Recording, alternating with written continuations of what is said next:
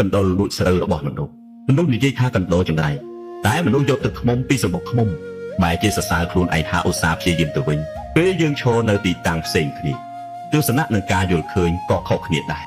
បើយើងគ្រាន់តែបដូរជ្រុងនៃការគិតនោះទស្សនវិជ្ជាដែលយើងមើលឃើញនៅការសន្និដ្ឋានដែលយើងតែងតែជឿក៏អាចផ្លាស់ប្ដូរទៅតាមនឹងដែរពេលដើរតាមផ្លូវខឹងឡានតែបើកបោះតែពេលអង្គុយក្នុងឡានយើងបែរជាខឹងអ្នកថ្មើរជើងទៅវិញពេលទិញរបស់ខឹងអ្នកលក់កាត់ថ្លៃពេកតែពេលធ្វើជាអ្នកលក់វិញចាប់ផ្ដើមគិតចង់រកប្រាក់ចំណេញឲ្យបានច្រើនពេលធ្វើការឲ្យគេមិនចូលចិត្តមេដែលគ្រប់គ្រងតឹងរឹកតែពេលខ្លួនឯងខ្លាចជាអ្នកគ្រប់គ្រងវិញយើងបែរជារអ៊ូថាបុគ្គលិកខ្ជិលច្រអូសនិងមិនមានទំនួលខុសត្រូវចំនួនភាគច្រើននៅក្នុងលោកនេះមិនមែនកើតពីអ្នកណាត្រូវឬអ្នកណាខុសនោះទេតែកើតឡើងព្រោះមនុស្សម្នាក់សុទ្ធតែមើលពិភពលោកតាមចំហរបស់ខ្លួនឯងរៀងខ្លួនបើមិនមែនឈរនៅកន្លែងជាមួយគ្នាទេគ្មានការចាំបាច់ទាមទារចង់ឈ្នះចង់ចាញ់គ្នាទៅវិញទៅមកទេហើយក៏មិនចាំបាច់ចង់បានការយោគយល់ទៅវិញទៅមកគ្រប់រឿងនោះដែរព្រោះមនុស្សគ្រប់រូបសុទ្ធតែឈរលើប្រយោជន៍របស់ខ្លួនឯងជាធំជាងនេះ